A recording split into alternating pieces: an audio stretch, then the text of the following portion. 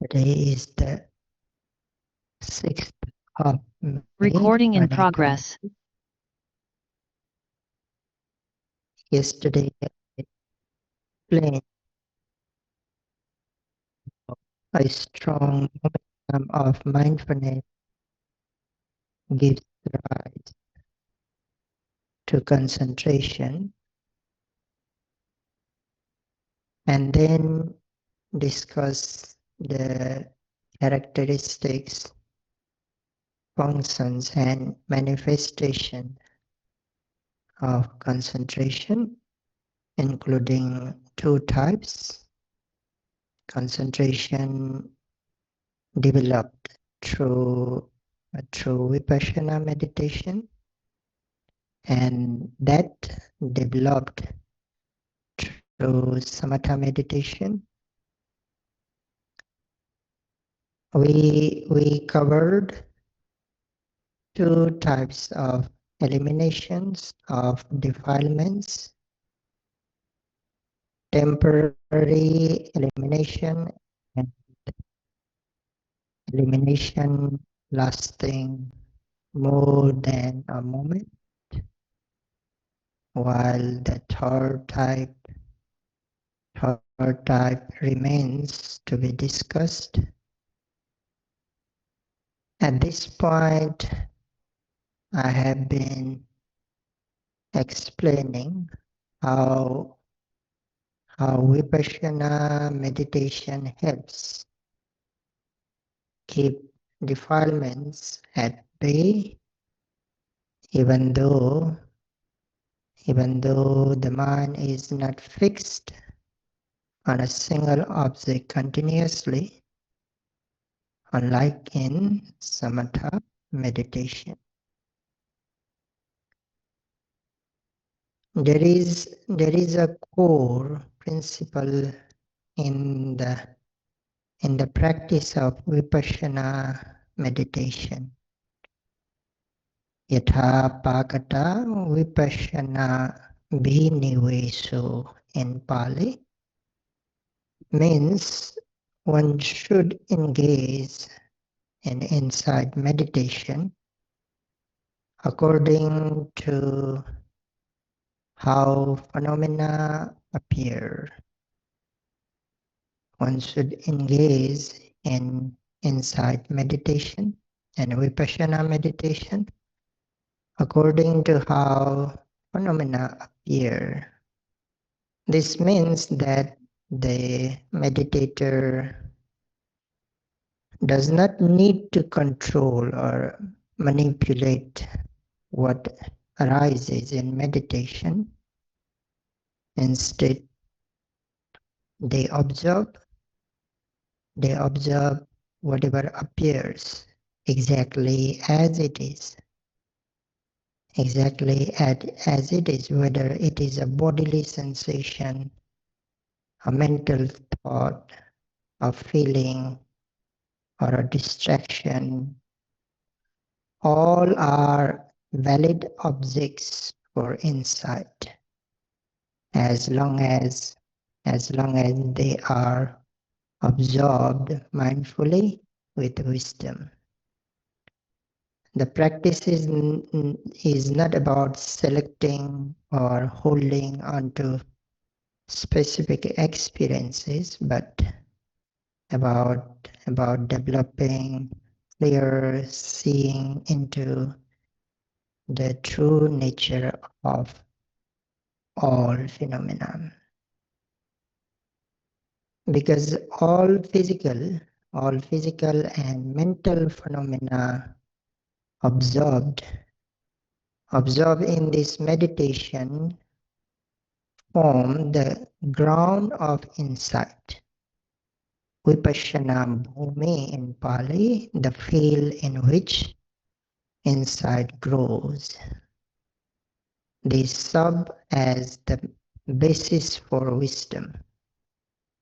Just as a field is the land where crops can be cultivated, so too these physical and mental phenomena when observed properly and systematically, become the ground for the growth of insight. However,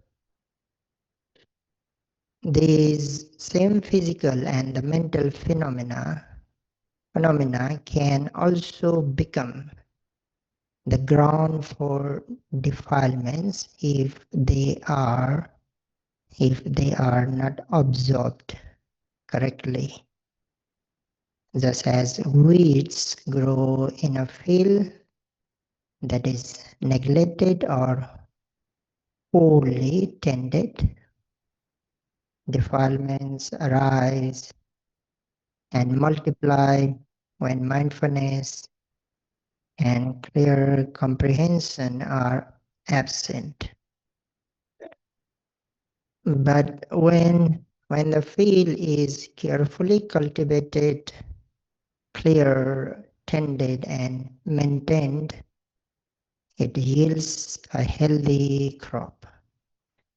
In the same way, when observation is continuous, balanced, and wise, insight develops, and defilements are gradually weakened and eventually uprooted. For example, when you see something through your eyes and mindfully note seeing with right effort, mindfulness, and concentration, insight can be cultivated, and the mind can remain free from defilements. If, however, the object is not observed properly on wholesome states, such as liking, disliking, or distraction may arise. In this way, the same experience can either become the ground for insight or the ground for defilements, depending on how it is observed. Similarly, sounds, smell, tastes, as well as the rising and falling of the abdomen, movements of the feet, activities of the body, and even thinking and thoughts can all become the ground or source of insight if they are absorbed properly with mindfulness and concentration. Otherwise, they become the sources of defilements.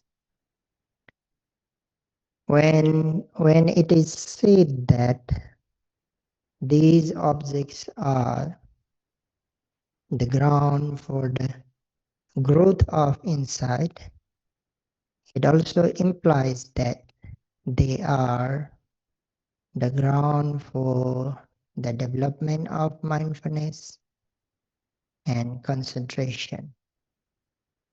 This means that mindfulness and concentration are developed not only by observing the rising and falling of the abdomen or the movements of the feet, but also by observing thinking, thoughts, sensation, and all other experiences.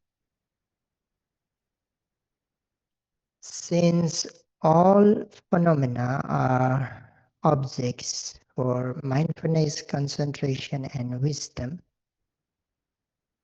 we observe whatever object become predominant in the present moment, whether physical or mental. That is why Unlike in samatha meditation, the objects in vipassana keep changing, and attention awareness moves from one phenomenon to another. Even when you are observing, sorry, even when you are observing something like the rising and falling of the abdomen, it is not just one single object. The rising is one object and the falling is another. Then the next rising is already a new object, and so is the next falling. Each movement is distinct, each arises and passes away, and therefore each must be observed as it is in the present moment. The same applies in walking meditation. Although your attention may remain generally on the movement of the feet, is not just one unchanging object. A right step is one object, a left step is another, and the next right step is again a new object, and so on. Each step is restfully rising, impermanent, and needs to be known as such. And this becomes even clearer when you begin to practice in more detail, such as in the second or the third stage of walking meditation, where the movements are broken down further, like lifting, moving, placing. At that level, it's even more obvious that you are not staying with one object, but rather with a continuous flow of changing phenomena. But despite the continuous changing of object, if you can observe each object without missing, then momentary concentration, which is known as Khanika Samadhi in Pali, becomes very powerful. It becomes very powerful when you observe each object without missing. A single moment of concentration might not seem strong on its own. It may feel too brief or insignificant. But when these moments are developed in continuous, unbroken flow, their cumulated strength become remarkably powerful. It is like a single swaying thread on a strand of spider's web. Individually they seem weak and fragile, but when many such strands are woven together, they become surprisingly strong and resilient. In the same way, each moment of Khanika Samadhi, the momentary concentration, may appear weak in isolation, but when sustained with steady mindfulness, it becomes a powerful force supporting deep insight, and wisdom. So if you want to develop the continuous and steady concentration, similar to the fixed concentration found in tranquility meditation, samatha meditation, then the key is to observe objects consistently without missing any. To observe objects consistently without missing any. For example, when practicing sitting meditation, observe the rising and falling of the abdomen continuously. One rising, one falling, followed by another rising, another falling. Stay with it object by object without gaps. When the mind wanders or thoughts arise, note them promptly at the right time. If sensations appear, observe the sensation.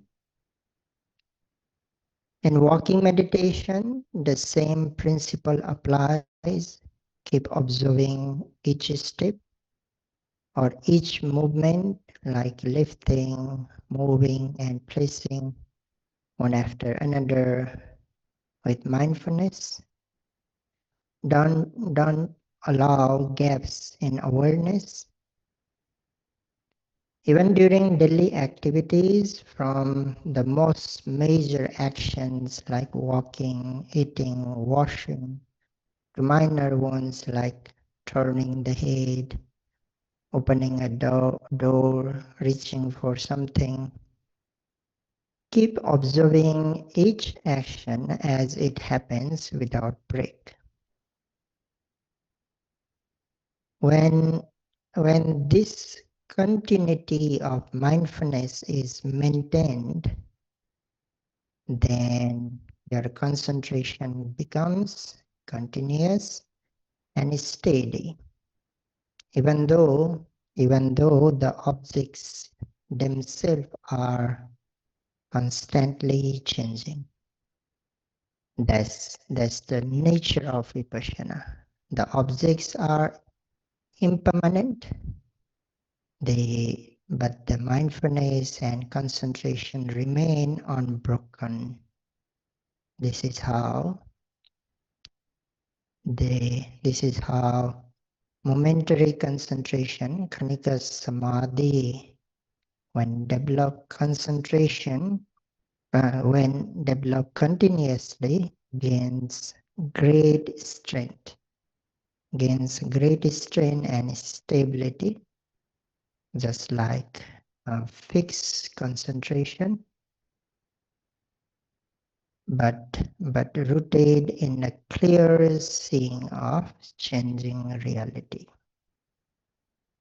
However, both types of samadhi share the same characteristics: non-dispersion or non-scatteredness of the mind, and they perform the same function, the collecting or unifying of mental factors onto a single object. And only when you are able to maintain unbroken, continuous mindfulness will you begin to suppress the defilements. for more than just a brief moment. With consistent observation, moment after moment, your momentary concentration becomes strong enough to keep the defilements at bay, not just temporarily, but for extended periods of time. Suppose, for example, when you observe the rising is rising and momentary concentration is present. The defilements are eliminated for that moment. Then when you observe the falling is falling and concentration is present again, the defilements are eliminated for another moment. Now you have two consecutive moments where defilements were held at bay. If you continue with the next rising and falling, that becomes 4 moments of elimination. Then if you observe the third set of rising and falling, that makes it 6 moments where the mind was free from defilements. In this way, each moment of mindful observation supported by momentary concentration is a moment where the unwholesome mental states are suppressed, and as long as you maintain the continuous unbroken observation of the present object, the sequence of defilement-free moments extends. The sequence of defilement-free moments extends, strengthening both your concentration and insight. The same principle applies during walking meditation and even throughout your daily activities, whether you are observing the lifting, moving, and placing of the feet in walking, or actions like washing your hands, eating, reaching, turning, or speaking. Each moment of clear mindfulness supported by momentary concentration is the moment where defilements are temporarily eliminated. For example, in walking meditation, if you observe lifting with mindfulness and concentration, that is the moment free of defilements. Then you observe moving, another moment of elimination. Then placing, another moment. That's 3 consecutive moments where the mind is purified and collected. If you continue this process consistently, you multiply the moments of purity one after another, just as in sitting meditation. The same applies during daily activities. If you are washing your hands, and absorb the motions of reaching, touching, turning the tap, filling the water. Each clearly observed moment becomes a mindful moment, and each moment suppresses the defilements. As long as this continuity is maintained, the moments of mental purification extend. So no matter what posture or activity you are in, sitting, walking, standing, or engaging in daily life, the opportunity for practice is always present. And with unbroken mindfulness, momentary concentration grows stronger, and the chain of defilement-free moments becomes longer and more powerful. And the longer your concentration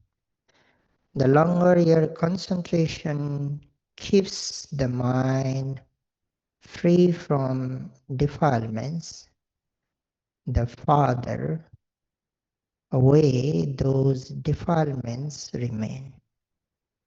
I repeat, the longer your concentration keeps the mind free from defilements, the farther away those defilement remains.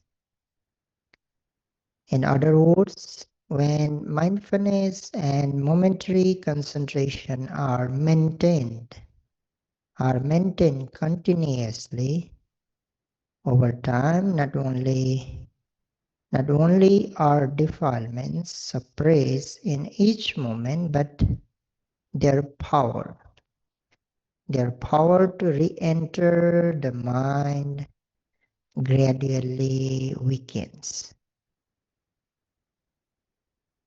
Just, just like when you keep a fire unlit for a long time, the wood becomes cool and less likely to reignite easily.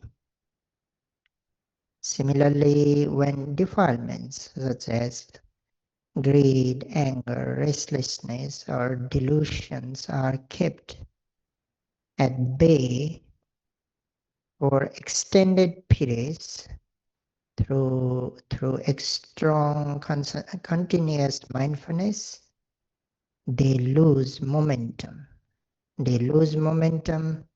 And their tendency to arise diminishes.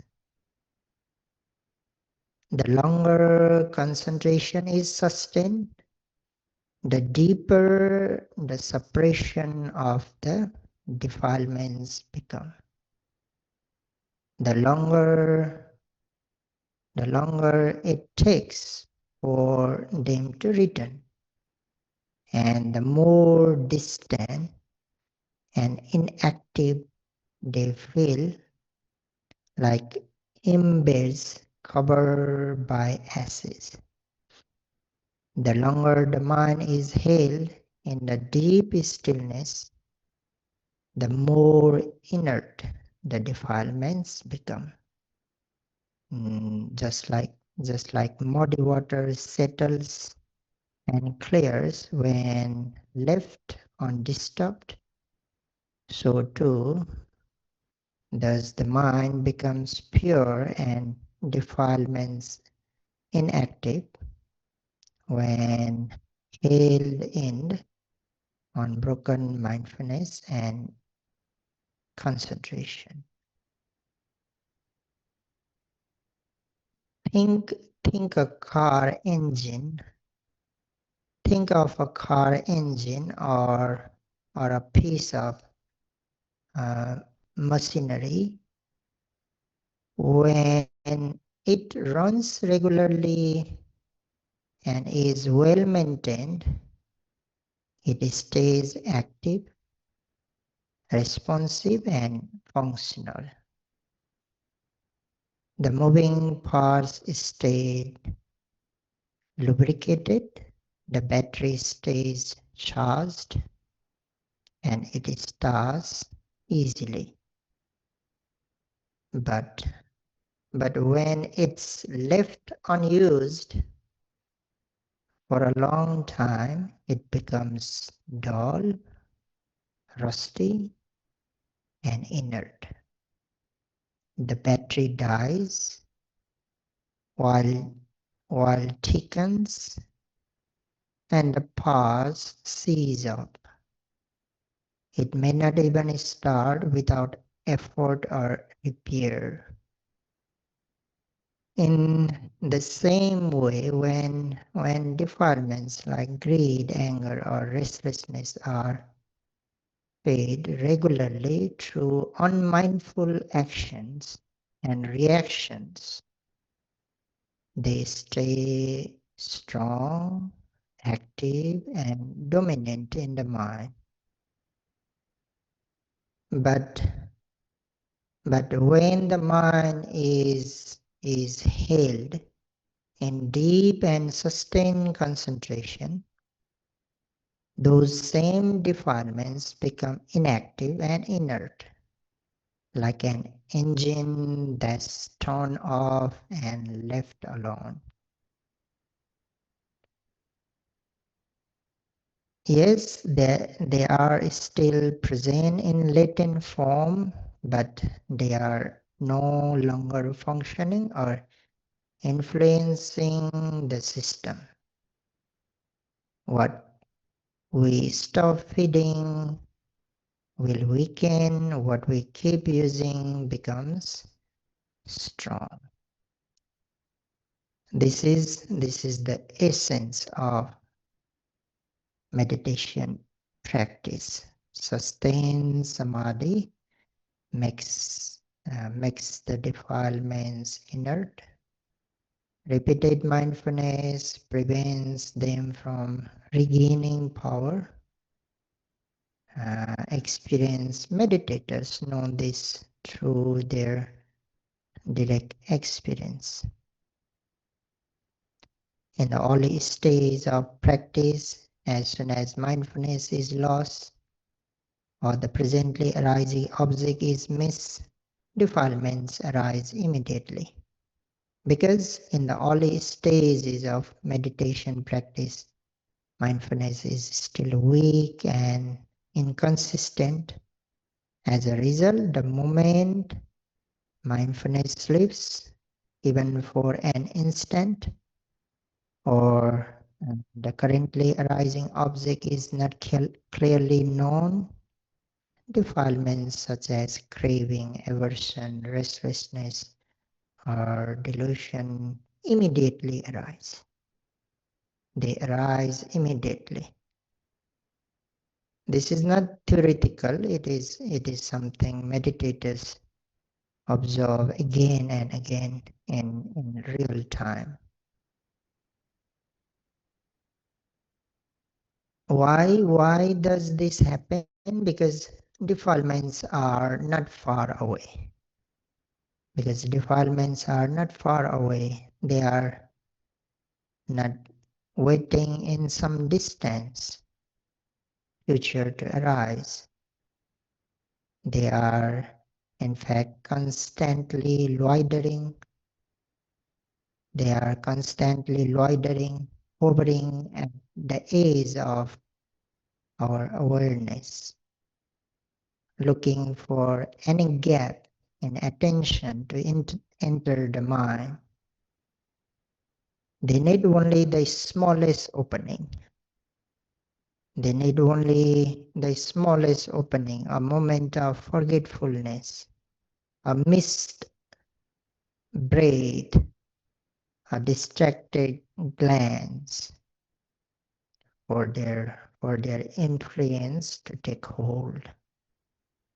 But as meditation deepens, even if mindfulness momentarily lapses, defilements no longer rush in.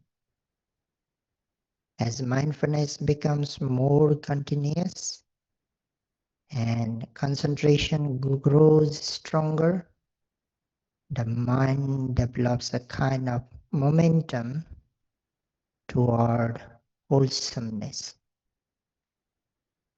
Then even when the object is missed for a brief moment, the mind remains calm, balanced, and clear. Defilements do not immediately arise. Defilements do not immediately arise because their underlying tendencies are weakened. The mind has become habituated to a wholesome framework. Habituated to a wholesome framework, even without deliberate effort. This is precisely how even momentary concentration, khanika samadhi, can hold defilements at bay, especially when developed consistently over time, like drops of water falling steadily. Small though they are, they can wear through stone. This refers to the second type of elimination, not complete eradication, but a deeper temporary suppression of defilements, more than just a fleeting moment of abandonment. In this context, the commentaries strongly emphasize that momentary concentration can keep defilements at bay, provided the mind is not already overcome by the five hindrances. If the mind is still hindered, even momentarily, concentration won't be stable or effective enough to restrain the defilements. Now you may wonder, what are these hindrances? Before diving into them, I would first like to complete the explanation of the three types of elimination. So the third type of elimination is samuchcheda pahana in Pali, which means elimination through uprooting. Elimination through uprooting, or the complete or permanent removal of defilements so that they never arise again. And this level of elimination is not achieved through concentration alone, nor through a temporary suppression. It arises only through wisdom, especially through the direct realization that comes with the attainment of the noble path knowledge. At each stage of enlightenment, like stream entry, once returner, non-returner, or arhat, certain defilements are uprooted completely, never to return, never to return. So this is why Samuchcheda Pahana is considered the most radical and final form of abandonment. We will likely talk more about this type of elimination later when we discuss wisdom in greater detail. Now let us return to the hindrances. So what are the hindrances? In Pali, they are called Nivarana, which means obstructions or coverings or hindrances. These are mental factors that hinder, block, or obscure the mind. They break the momentum of practice. They break the momentum of practice, preventing clarity, stability, and the deepening of insight. These are not mere distractions. They actively obstruct. They actively obstruct progress on the path by weakening mindfulness, scattering attention, and fueling defilements. And they are 5 in kind. First, kama chanda in Pali means sense desire. The first is sense desire. This is the craving. This is the craving for pleasurable experiences through the 5 senses: sights, sounds, smells, tastes, touch, and mental images. It pulls the mind outward, making it restless and unable to stay with the meditation object.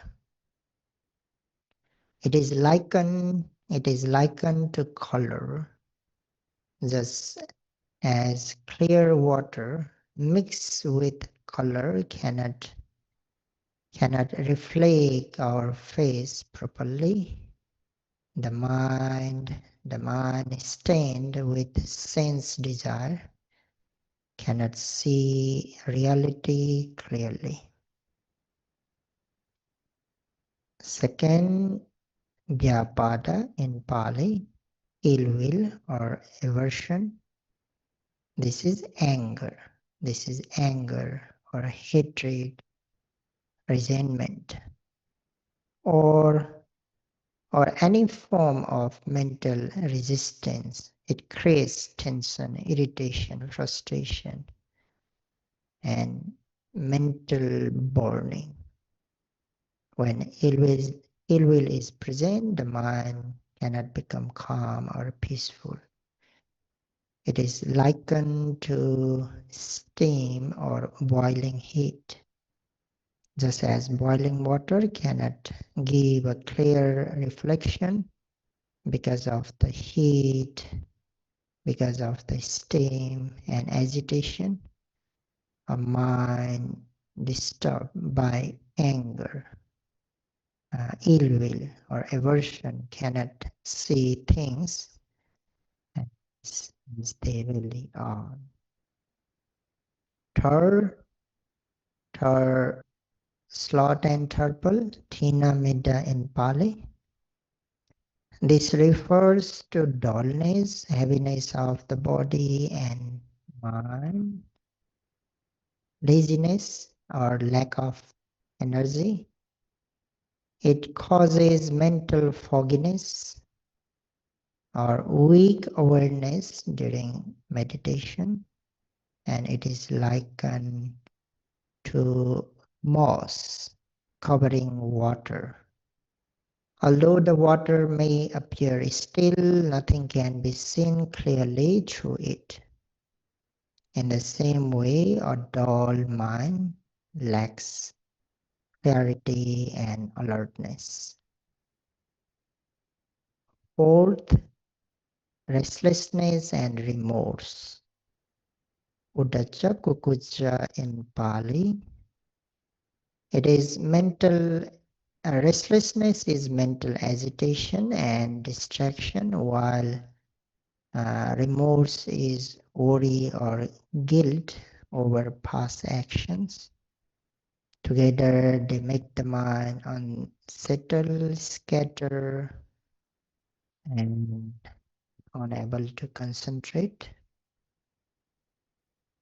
And it is likened to wind, just as wind disturbs the surface of water and prevents a clear reflection.